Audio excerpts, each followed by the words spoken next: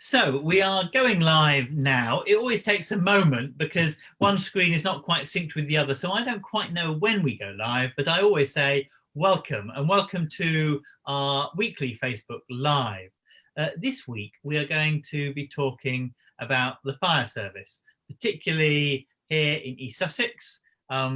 East Sussex Fire and Rescue Service covers, of course, both the Lewes district and the Brighton Hove district, of which the constituency of Brighton, Kemptown and Peacehaven covers. I'll talk a bit and then I'll pass over to some of the experts that we have here. I've got with me Sarah Jones, who is the Shadow Fire Minister and an MP just up the road, really, from us, who will talk about some of the national picture, both the stuff that we've seen the fire service have to pick up because of COVID, but also some of the challenges that we've got with fire service cuts around the country. Elliot is going to talk then as a local rep about the East Sussex cuts, and then Joe, who is the regional secretary, will talk about this in context with some worrying trends. That of course there's not only a dispute in East Sussex, there was an ongoing dispute in Surrey as well, and the difficulties that we need to challenge there. But many of you will have seen Maria Caulfield, who is the Conservative Member of Parliament for Lewes, and myself, Labour and Cooperative Member of Parliament, wrote a joint letter yesterday and we sent it out to the Fire Authority in East Sussex, saying we were very worried about the proposals. The proposals in East Sussex, of course, are to cut 10 active fire pumps from across the county, to reduce the number of full-time fire officers, to move more to a part-time or retained model in some areas, and to have some firefighters that are flying squads. So rather than being based in one place, knowing the area, knowing all the nuances of that area, to be roaming around the county. Sounds all nice in theory, but if you think about understanding where fire hydrants are, where the detailed things are of an area, there's some real problems with that. And of course, in our local fire stations, we will have capacity reduced in Newhaven by half, in Lewes by half, and we will see some reorganisations also in the other areas.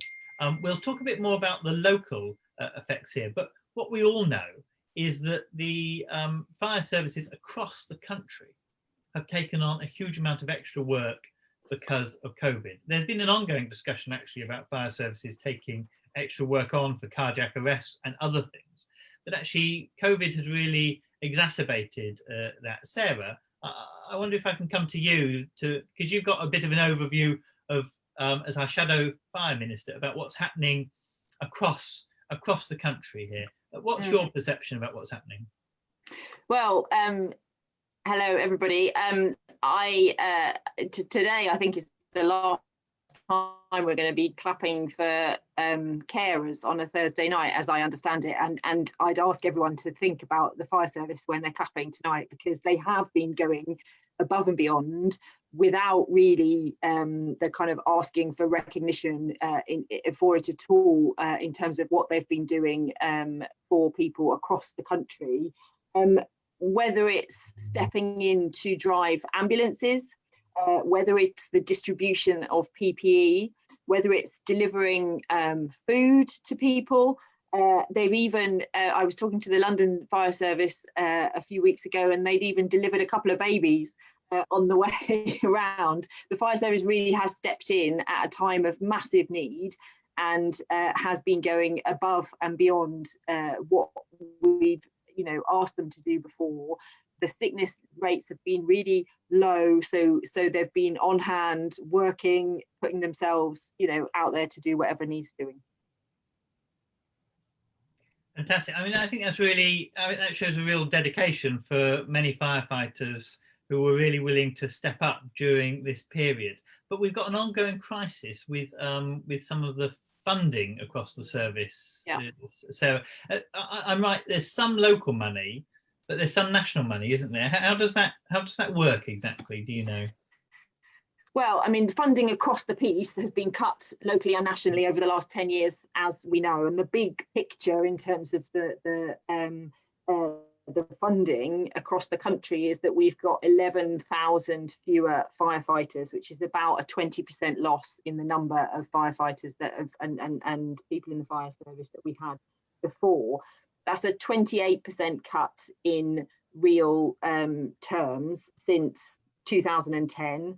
And there's cuts still kind of happening, which is a kind of 15% cut by the time we get to the end, a further 15% by the time we get to the end of this year. So local authorities have been cut, the national funding has been cut.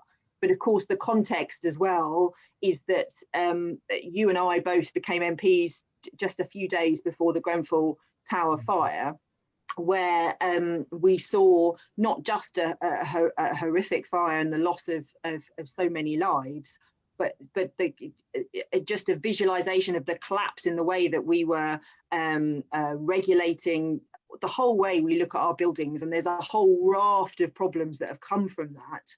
And one of the things that people don't realise, as well as those frontline fire service cuts that we've seen, a lot of the fire engineers, the people who know how buildings, who can inspect buildings, make sure they're safe, make sure they're made of the right materials, make sure we've got all the fire precaution measures in place. That whole section's been cut as well. So we've hollowed out not just the line fire service, but the people who actually prevent fires from happening in the first place. So we've got a real picture of a decade of real cuts that have consequences, as we've seen. And now I think as we're coming out of this crisis, or we're beginning to come out of this crisis, it's time to say, well, what does it mean? What does it mean about how we pay in terms of staff salaries, but also in terms of the numbers of people that we need to get the job. Quite right, Sarah. And I think that cuts have consequences is something that so many people on the front line are seeing. And I wonder, Elliot, if you can talk a bit about. So we've got these proposals in East Sussex, haven't we? Which are about predictive cuts rather than, there's not a shortfall in the budget this year, but because of the predictions of where they want to go and some of the efficiency savings, I think is the phrases that they use, that they need to make. There's some quite drastic proposals that the Fire Brigade Union and others are not supportive of. Can you talk me a bit about what's happening here? Yes, of course, Lloyd, and thank you very much for inviting me to join you today. And hello to everybody who's watching, and hello, Sarah. These are the worst cuts that East Sussex have ever faced. And you're entirely right. We're looking at the cut of 10 fire engines across East Sussex. We're looking at the cut of dedicated crewing for aerial ladder platforms. Aerial ladder platforms are what firefighters use. We're looking at a cut of 30 whole-time firefighters across East Sussex, 60 retained part-time firefighters across East Sussex. We're looking at a reduced response at weekends and a reduced response at night. Sarah's entirely right. East Sussex Fire and Rescue Service are looking to propose these cuts and go to public consultation during a global pandemic, at a time in which the fire service are doing everything that they can to support their local communities and to support the country in the national picture. In East Sussex alone, we're delivering food to the vulnerable and essential items, we're delivering PPE, and we're driving ambulances and supporting the NHS, because obviously they're under a lot of pressure at the moment as well. These are the worst cuts that East Sussex has ever seen. East Sussex Fire and Rescue Service hide behind the fact that incidents are on the decline nationally. But locally in East Sussex, you may be surprised to hear that incidents are actually on the rise. It's a 7% increase from last year and a 12% increase from 2015. Primary fires are on the rise, secondary fires are on the rise, secondary fires being like Ashdown Forest, for example. Special service calls are on the rise, so RTCs, road traffic collisions that we attend, more cars on the road. That's an increasing risk that we're having to attend a lot more. They're looking at changing the way in which we crew our fire stations and crew our fire engines, changing our crewing models. which are not found dangerous proposals, the Fire Brigades Union are vehemently against them. We've got great public support. There's an online petition set up by a member of the public. Lloyd, we've had a lot of support from yourself as well. And we're asking the Fire and Rescue Service in East Sussex to postpone the RMP pending any future review of the Fire and Rescue Service post-coronavirus, because we don't know what the role of the Fire and Rescue Service is going to look like. And if we make these cuts now, East Sussex Fire and Rescue Service may not be in a position in which to support the community in which it serves, pending any subsequent review of coronavirus, in which they may wish to broaden the role of the Fire and Rescue Service. Yes, it seems like the wrong time to be making these changes. I always don't want to hark back to the past, but I always remember, of course, there was a proposal that we were broadly supportive of. East Sussex Fire and Rescue Service and West Sussex Fire and Rescue Service are rather small brigades. There was a proposal at one point to try and merge the senior management costs of those brigades, so you didn't have two chief fire officers, and you could preserve then some more of the front line. The chief fire officers seemed to back off on that idea in the end. They both wanted to keep their jobs, and the respective fire authorities both wanted to remain separate. And so now you see this is the second round now of cuts that we've had coming forward, and they end up having to go for frontline. If you're not going to make the savings in the management, where possibly they should be made, and bearing in mind East Sussex County Council and West Sussex County Council now share a joint chief executive, you would have thought the fire service could have a joint chief fire officer. But we now are in a situation, I think I'm right in saying, and I don't know, Joe, if you can explain this to me, and Charlie's asking this question, so I'll bring in Charlie at the same time. Charlie says, I've been told these cuts aren't to do with finances. So what's the impetus? I'm right in saying, aren't I, Joe, that there's not an immediate cut in the East Sussex Fire budget. These are kind of preemptive cuts by the fire authority on what they think might happen in the future. Yeah, thanks for having me, Lloyd, and thanks everyone for tuning in this evening. Yeah, you're quite right. What East Sussex Fire and Rescue Service are doing is they produced a medium-term financial plan, you quite rightly said, and in that plan, it alludes to the fact that they will have to make significant savings. They've estimated, I believe it's between 0.7 and 3.4 at the worst case scenario in terms of saving, going over the lifespan of this plan that they produced.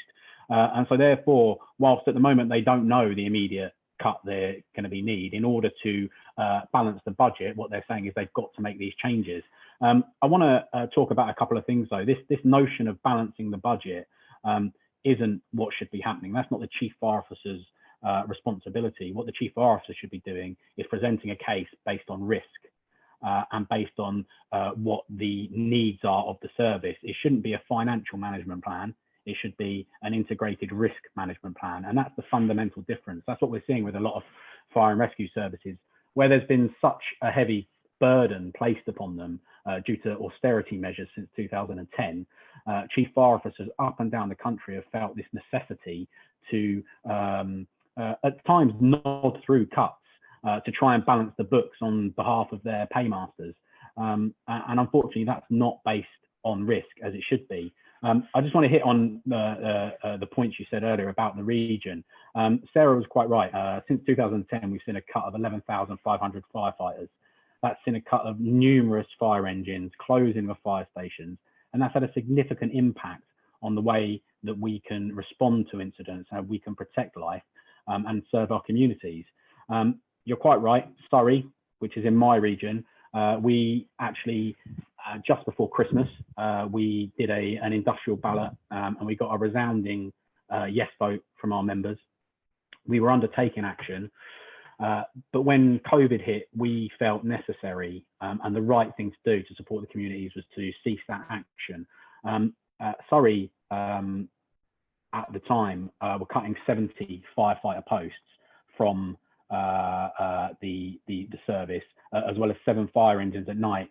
And that was on the backdrop since 2010 of already having removed 135 firefighters and control staff, which was a 19% reduction. You know, so we have seen it since 2010. It's just been a constant barrage. And I think the important message I'd get out today is that this moratorium that the Fire Brigade Union have called for nationally, it's important. We do not know what the landscape is going to look like. You're quite right. We've taken on all these additional responsibilities, and for chief fire officers to reward firefighters serving their communities and protecting their communities with a reduction in the number of posts and undermining their ability to remain safe and to carry out their job professionally is quite frankly disgusting. It is very worrying, and I think you make an interesting point that, look, I have no time usually for some of my Conservative colleagues who I think have overseen an architecture that has created the problems that we've got in now. But one of the things that Maria and even Hugh over in Battle as well said to me when we were discussing this, they said, but the Chief Fire Officer's not once come to us and actually asked for more money. Never said, actually, this is the service that we need to do. We need this X amount of money. Can you as MPs go and lobby? The local councils do that very often. They come to us and they say, look, this is our shortfall. We need you to go into Parliament and push every sinew to try and get some more resources out. And we do that. And usually you're more successful if your party is in government. But we've managed to squeeze those things out for some local councils when need be. But the fact that in East Sussex, the authority hasn't come forward and said, this is the gap that we've got from keeping people safe to the resources we need, and instead gone straight to the second stage of making those cuts, does seem very worrying. And it means there is some worry that the plan that has been produced, I guess, is not quite is not quite robust enough in terms of keeping people safe. It's more about balancing the budget. Look, I'm going to move on to some questions now, and anyone can chip in at this point if they wish, raise questions or answer the questions or raise any other point that you want. So Kate Esther, and I suspect this might be for Joe or Elliot, but we'll see, says, what can people do to stop these cuts? Well, when the general election comes around, you can elect a Labour government, but I'm afraid you've got a bit longer for that to wait. So Sarah and I will be fighting your corner on that. So, but Joe and Elliot, you've got a petition up, haven't you? Yeah, that's right. I agree with you, Lloyd. We do need a Labour government, and the Fire Brigade Union are obviously affiliated to the Labour Party, and we vehemently supported Jeremy Corbyn and would have wished to have seen him in Downing Street. Unfortunately, we don't all get what we want. But nevertheless, you're right. We've got a petition. There's a website as well. If you go on the Fire Brigade Union website, there's now a web page that's got a link to a letter. We're just asking people to read up on the information we're putting out, submit the letter to the fire authority members to share their concerns and our concerns, and to sign the petition.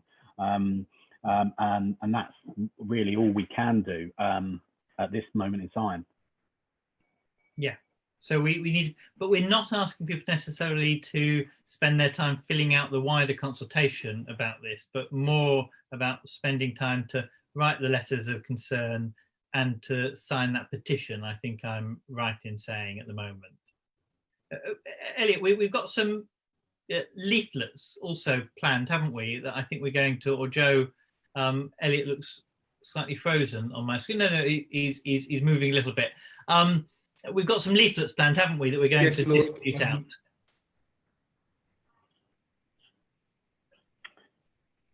Yes, there will be some leaflets that will be coming shortly, and they'll be distributed to members of the public with all the information about the proposals and the cuts. You're entirely right about the petition. There is a petition. We've got 17,000 signatures on our petition, and there is a megaphone link as well in which you can write to the Chair of the Fire Authority, Roy Galley, advising that you oppose these cuts. And what you're entirely right in what you say about the Fire Services public consultation process. We would not recommend that members of the public complete the public consultation process. And the reason for that is it's extremely complicated. My colleagues in the Fire and Rescue Service find it very complex, and they're experts in the field of the Fire and Rescue Service. We believe it's intentionally complicated, so it misleads the public. So we think it's a misleading public consultation. It's not entirely factual either. If you want to express your concern, you want to oppose these cuts, write to the Chair of the Fire Authority and sign the petition, please.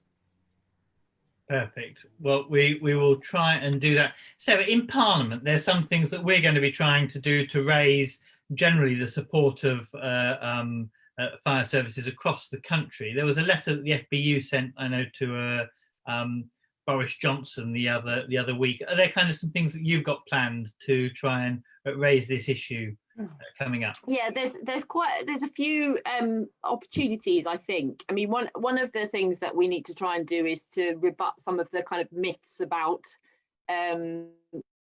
why we might need, why it might be okay to keep cutting the service further. For example, sometimes local MPs might say, well, the fire service has got all these massive reserves, they should be using that.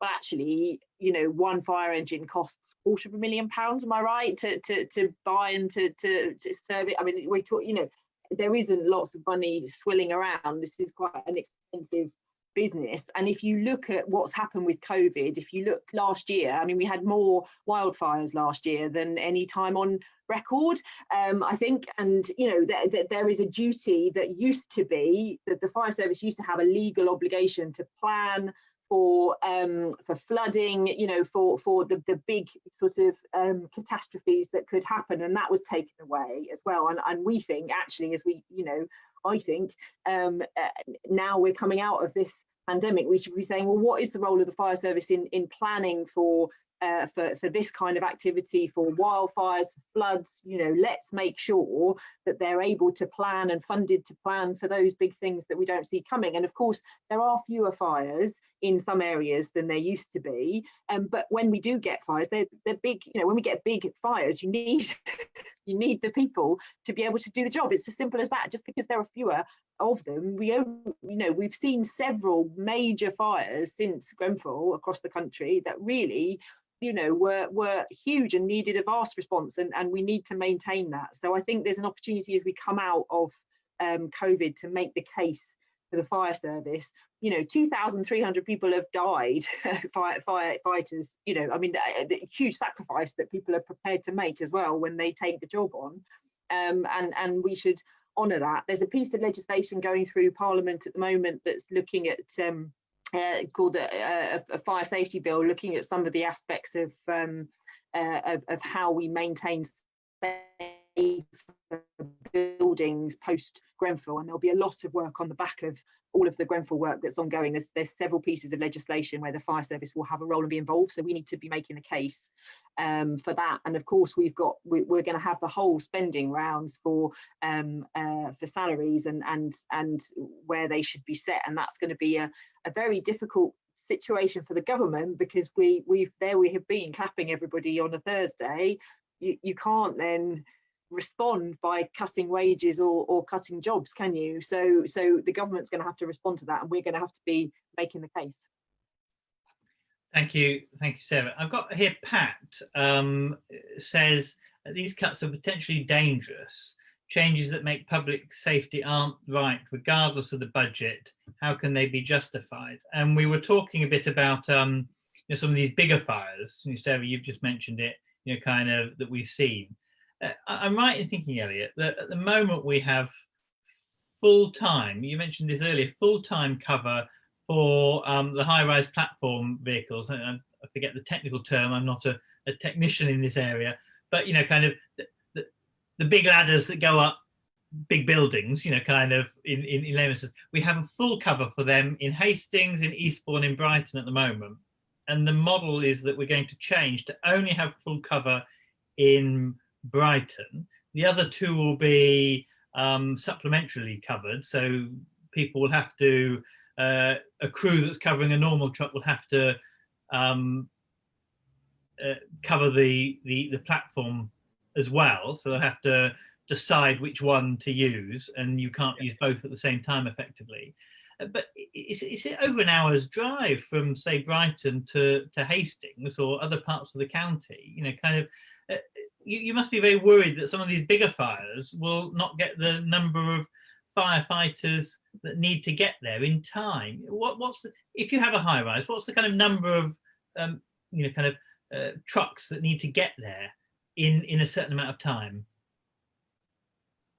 Yes, yeah. So you're entirely right. The proposal is At present in East Sussex, we have a primary crewed aerial ladder platform, which is our aerial rescue vehicle, which is available 24/7. We have it primary crewed at Brighton, Preston Circus Fire Station, and primary crewed at Hastings Bohemia Road Fire Station. There is no longer an aerial ladder platform at Eastbourne at present. Okay. The proposal going forward is that Brighton will remain primary crewed, and Hastings will be a shared crewed model, and Eastbourne will have a shared crewed model. The issue with the shared crewed model for a vehicle, a life-saving vehicle like an aerial ladder platform, is it is not guaranteed.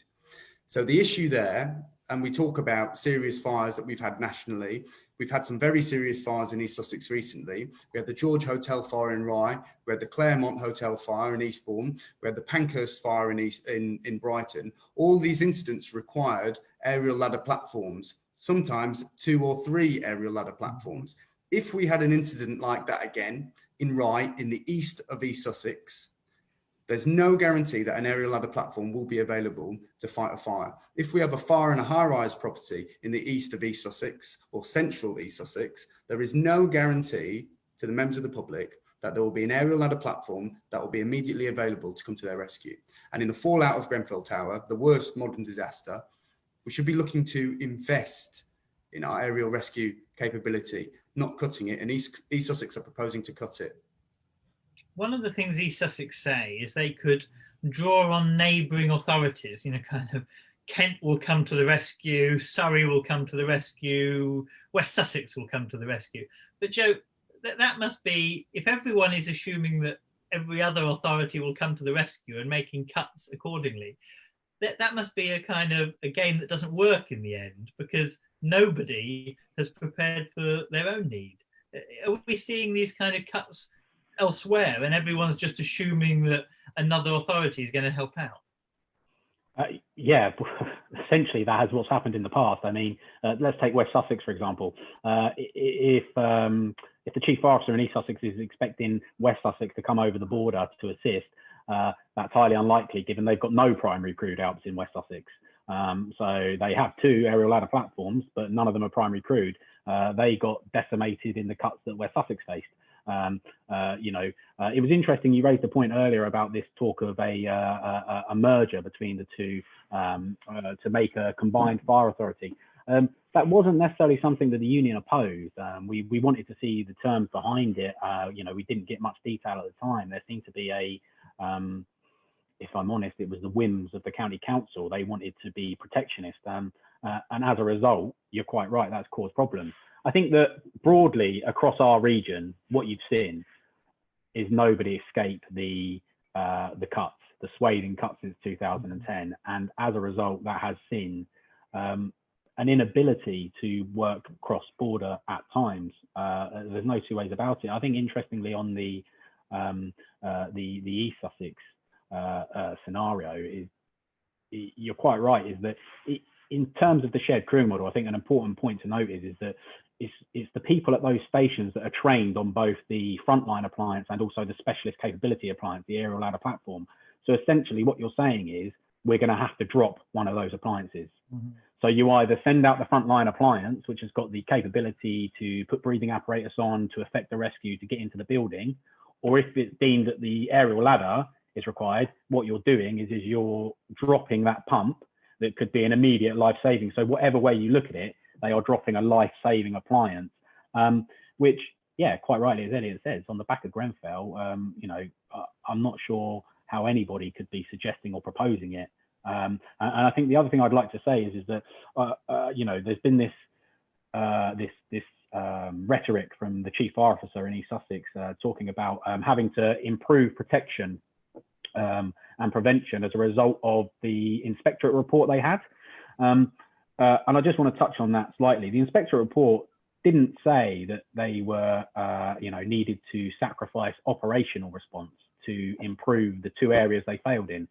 Interestingly, the one area that they did get good in the inspection was operational and on response. And what she's now doing is cutting the operational and response cover to bolster the areas that they didn't do so well in. But that's not what the intention of the Inspectorate Ros. You know, they were highlighting areas of weakness, and the union fully support that prevention and protection are important and need improving, but not making sacrificing operational and safety of residents and firefighters. You can't rob Peter to pay Paul. It doesn't make sense. Exactly So, that, Lloyd. yeah. And Lloyd, just if I may, just on that point about high rises, and just for those who are watching, it may shock you to hear that East Sussex, little old East Sussex, has more high-rise properties than anywhere else in the south of England outside of London. In terms of fire and rescue services, it sits just below West Yorkshire. So in terms of the high-rise risk in East Sussex, it's real, and there's a lot of it. And that's why we need primary crewed ALPs, so that we can come and rescue you in hard to reach places and high-rise buildings. And in a high-rise in Brighton, it's 5 to 6 pumps that have to go for first call out, isn't it? I'm right in thinking. Correct. And we've got 4 in the city. So immediately, as soon as you have a high-rise fire, you have to call one of the rural stations or one of the towns. So that's Lewes or Newhaven. Now, Lewes and Newhaven have 2 each, and they're proposing to get rid of 1 in each of those stations. So Lewes will have 1, Newhaven will have 1. So that means you have 1 high-rise fire in Brighton. You have to pull the only pump that is available in Newhaven in to help look after that. And that means you have no fire trucks available whatsoever in one of the ports in the area, the place where we have the main incinerator for all the rubbish, where we have kind of a major swing bridge, where we have, you know, kind of and where call outs have been going up in the last year. So it does seem like kind of a perverse response to do these cuts. I've got here from Jenny. She says, do we know if the fire service is getting more money due to COVID? Now, am I right? The government did give some extra money to fire services because of COVID, because they were worried about the business rate retention, or did I get that wrong? I haven't really followed. Do you know, Joe or Sarah?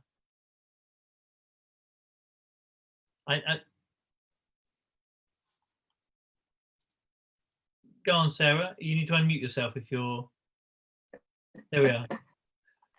So there's been a bit of extra funding, as I mean, one of the issues will be post-COVID, where have all the costs come from, and what money have people had to spend. So a lot of, you know, council income, for example, will go right down because a lot of their income streams will have dried up, and they will be spending a lot more. So they're getting some money from government, and there'll be a kind of reckoning at the end of all of this of sort of what's been paid and how does it have to be paid back. But I don't think there's been like significant, unless Joe tells me otherwise. Yeah. So I don't think that there has been much more apart from that little bit of money that was given to breach any potential gap, Jenny. Is that right, Joe?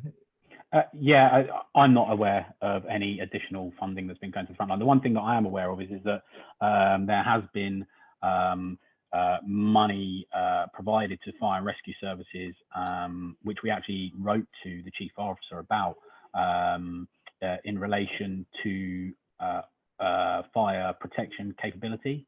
So on the 29th of April, a letter was sent to all fire and rescue authorities by Lord Greenhow. And that letter basically highlighted there was £20 million of additional funding to support protection work. And of that £20 million, it was divvied up. The NFCC got 4 million, and then 16 million was split between the fire and rescue authorities. And when you break that down, it was based on calculations around the number of high-rise buildings and the potential risks within your fire authority, within the respective fire authority. And given that East Sussex was so high, they got given 510,000, which was reflective of the number of high-rises buildings they have over 18 metres. That was 5th out of all the fire authorities in the UK. That was 5th. And this is another point we've raised with the Chief Fire Officer, in that funding was made public or the fire authority found out about that on a letter dated the 29th of April. And we legitimately asked the question, wrote to her and said, look, given the fire authority cannot have been aware of this due to the date of the letter or the funding, perhaps now we need to review the proposals you submitted and recommended to the fire authority. And perhaps in light of this, we should at least pause to consider what this actually means. Seemingly as yet, that is not what's going to happen. And I think that's interesting in itself. Yeah. There was on COVID, there was a pot of money, about 1.6 billion, I think, given to local authorities, and a very small proportion of that has gone to the fire service. I mean, like 3% has gone. So what's been given to local authorities, there's a little proportion that's gone to the fire service, and the 20 million that Joe talks about is not, I mean, the very small piece of legislation that's going through Parliament on fire safety, the extra responsibilities that's going to put on the fire service will cost more than that. I mean, so there's a shortfall there already. So you know, it's not a good situation funding wise at all. And so we must be careful when other colleagues are just saying, other colleagues from other parties maybe are saying there's plenty of money out there. That's not always the case. So we need to really be pushing for extra resources. But we also have this bizarre situation where every fire authority kind of has to do it itself. A lot of the standards across the piece no longer exist. I was over in Hove Station the other day. A number of those guys work full-time in the daytime and are retained over in Shoreham. Shoreham is, of course, West Sussex Authority. They say they have different equipment and different training that they have to do for each station, and in the daytime they're working for East Sussex. At night time they're on the retained call-out system, and they have to do double that. That seems an awful waste that we don't have a national coordinated system of purchasing some of these things, making sure that there are joint standards for how things happen. Is that something, Elliot and Sarah, is that something that we're going to try and look at fixing to make sure that there's more support and coordination between fire authorities? So it's not just a kind of you know, one-upmanship of which fire authority can do things differently, but they support and coordinate on their equipment and standards. Well, I mean, obviously you've got to look at how things are run. As a relatively new shadow minister, if I was, you know, I could potentially irritate every single person who works at the fire service by coming out with something now about how it should be run, because of course there are individual fire services for a reason, and but of course you need to make sure you're doing things that make sense. But I wouldn't at this point in time be saying, well, this is the structure that's going to solve all the problems. I think the fundamental problem is one of funding at the moment. Yeah. And that's got to be something that we look at. Lloyd, you're entirely right, though. It does cause us an issue, and it's causing us more of an issue now. And that's because each fire and rescue service's resources are getting smaller and smaller, and the amount of staff that we have is getting smaller and smaller, and we become more reliant upon other fire and rescue services who have different ways of working. So cross-border working can be a real problem for us, and it's becoming an increasing problem for us going forward. That's not just East Sussex with West Sussex, that's East Sussex with Surrey and East Sussex with Kent. All different brigades have different procedures, and we've become more reliant on other brigades as time has gone on, and as the cuts have become more prominent for fire and rescue services. You're relying on each other, and then you have to butt up against some of those challenges.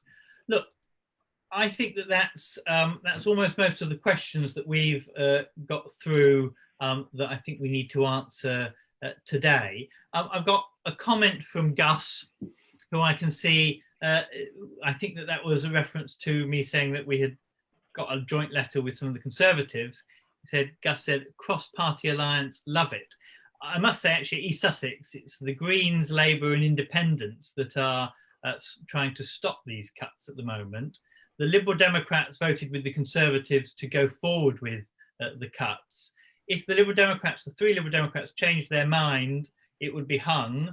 And we have already, as I said, one letter from a Conservative member who is urging people to vote against it. So we would be able to swing the balance. So we need to get the Liberal Democrats on that. We're in coalition with the Liberal Democrats in Lewes, Greens, Labour, Lib and Independent, but they've decided to go off on a limb and not follow the rest of the coalition agreement. We're hoping that they will come back after the consultation, and because they will see so many letters of support or so many letters of objection, should I say, against the cuts, that they will change their mind. So we're trying to play nicely with them, but persuade them that they need to use their vote sensibly to delay, if not scrap, these kinds of cuts. Is there anything that you think, Joe, Elliot, Sarah, that you want to say before we say goodnight to everyone?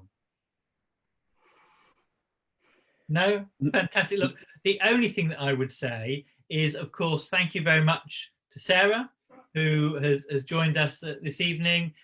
Thank you to Joe and Elliot from the Fire Brigade Union. I've got my Fire Brigade Union hat already to go, and which I probably wear this most often when I'm out and about. But look, the FBU continue to be a very proactive and supportive union, not only with the Labour Party, but actually with communities, making sure they support the communities. This isn't the first campaign that we run with you, and I'm sure it is not the last. And I hope that we'll have some success at this time. Thank you very much for coming along.